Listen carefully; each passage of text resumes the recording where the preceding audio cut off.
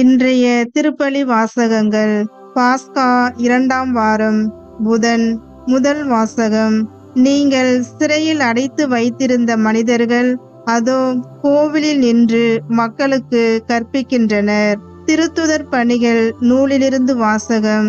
அதிகாரம் 5, இறை வார்த்தைகள் 17 முதல் 26 முடிய. அந்நாள்களில் தலைமை குருவும் அவரை சேர்ந்த சதுசேய கட்சியினர் அனைவரும் பொறாமையில் நிறைந்து திருத்தூதரை கைது செய்து பொது சிறையில் காவலில் வைத்தனர்.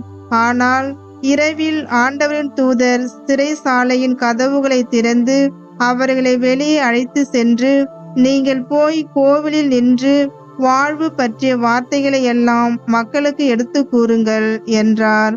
இதை கேட்ட அவர்கள் பொழுது விடிந்ததும் கோவிலுக்கு சென்று கற்பித்தார்கள். தலைமை குருவும் அவரை சேர்ந்தவர்களும் அனைத்து இஸ்ரேல் மக்களின் ஆட்சி பேரவையாகிய தலைமை சங்கத்தை கூட்டி திருத்துதர்களை சிறையில் இருந்து கொண்டு வருமாறு ஆள் அனுப்பினார்கள். அந்த ஏவலர்கள் அங்கு வந்தபோது சிறையில் அவர்களை காணவில்லை. எனவே அவர்கள் திரும்பி வந்து, நாங்கள் சிறைசாலை உறுதியாய் பூட்டப்பட்டிருப்பதையும் காவலர் வாயில் அருகில் நின்று கொண்டு இருப்பதையும் கண்டோம்.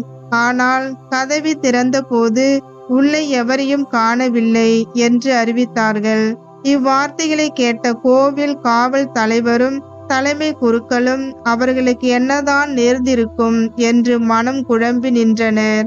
அப்பொழுது ஒருவர் வந்து, நீங்கள் சிறையில் அடைத்து வைத்திருந்த மனிதர்கள் அதோ கோவிலில் நின்று மக்களுக்கு கற்பிக்கின்றனர் என்று அவர்களிடம் அறிவித்தார். உடனே காவல் தலைவர் ஏவர்களுடன் கோவிலுக்கு சென்று அவர்களை அழைத்து சென்றார். மக்கள் கல்லறிவார்கள் என்று அவர் அஞ்சியதால் வன்முறை எதுவும் கையாளவில்லை. ஆண்டவரின் அருள்வாக்கு. இறைவனுக்கு நன்றி. பதிலுரை பாடல். திருப்பாடல் 34. வசனங்கள் 1, 2, 3, 4, 5, 6, 7 மற்றும் 8. பல்லவி. ஏழை கூவி அழைத்தான், ஆண்டவர் அவனுக்கு செவி சாய்த்தார். ஆண்டவரை நான் எக்காலமும் போற்றுவேன், அவரது புகழ் எப்பொழுதும் என் நாவில் ஒலிக்கும். நான் ஆண்டவரை பற்றி பெருமையாக பேசுவேன், எளியோர் இதை கேட்டு அக்களிப்பர். பல்லவி. ஏழை கூவி அழைத்தான், ஆண்டவர் அவனுக்கு செவி சாய்த்தார். என்னுடன் ஆண்டவரை பெருமைப்படுத்துங்கள், அவரது பெயரை ஒருமிக்க மேன்மைப்படுத்துவோம். துணை வேண்டி நான் ஆண்டவரை மன்றாடினேன், அவர் எனக்கு மறுமொழி பகர்ந்தார். எல்லா வகையான அச்சத்தின் இன்றும் அவர் என்னை விடுவித்தார். பல்லவி. ஏழை கூவி அழைத்தான், ஆண்டவர் அவனுக்கு செவி சாய்த்தார். அவரை நோக்கி பார்த்தோர் மகிழ்ச்சியால் மிளிர்ந்தனர், அவர்கள் முகம் அவமானத்திற்கு உள்ளாகவில்லை. இந்த ஏழை கூவி அழைத்தான், ஆண்டவர் அவனுக்கு செவி சாய்த்தார். அவர் எல்லா நெருக்கடியின் நின்றும் அவனை விடுவித்து காத்தார். பல்லவி. ஏழை கூவி அழைத்தான், ஆண்டவர் அவனுக்கு செவி சாய்த்தார். ஆண்டவருக்கு அஞ்சி வாழ்வோரை அவர் தம் தூதர் சூழ்ந்து நின்று காத்திடுவர்.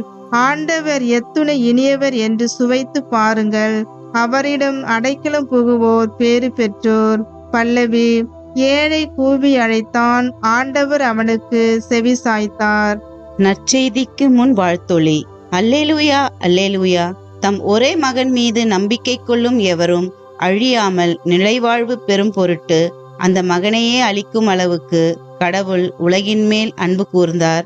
அல்லேலூயா, அல்லேலூயா. நற்செய்தி வாசகம். தம் மகன் வழியாக உலகை மீட்கவே கடவுள் அவரை உலகிற்கு அனுப்பினார். யோவான் எழுதிய தூய நற்செய்தியிலிருந்து வாசகம். அதிகாரம் 3, இறை வார்த்தைகள் 16 முதல் 21 முடிய. அக்காலத்தில் இயேசு நிக்கதேமிடம் கூறியது, தம் ஒரே மகன் மீது நம்பிக்கை கொள்ளும் எவரும் அழியாமல் நிலைவாழ்வு பெறும் பொருட்டு அந்த மகனையே அளிக்கும் அளவுக்கு கடவுள் உலகின் மேல் அன்பு கூர்ந்தார். உலகிற்கு தண்டனை தீர்ப்பளிக்க அல்ல, தம் மகன் வழியாக அதை மீட்கவே கடவுள் அவரை உலகிற்கு அனுப்பினார். அவர் மீது நம்பிக்கை கொள்வோர் தண்டனை தீர்ப்புக்கு ஆளாவதில்லை. ஆனால் நம்பிக்கை கொள்ளாதோர் ஏற்கனவே தீர்ப்பு பெற்றுவிட்டனர். ஏனெனில் அவர்கள் கடவுளின் ஒரே மகனிடம் நம்பிக்கை கொள்ளவில்லை. ஒளி உலகிற்கு வந்திருந்தும் தம் செயல்கள் தீயனவாய் இருந்ததால் மனிதர் ஒளியை விட இருளையே விரும்பினர். இதில்தான் அவர்களுக்கு எதிரான தண்டனை தீர்ப்பு அடங்கியுள்ளது. தீங்கு செய்யும் அனைவரும் ஒளியை வெறுக்கின்றனர்.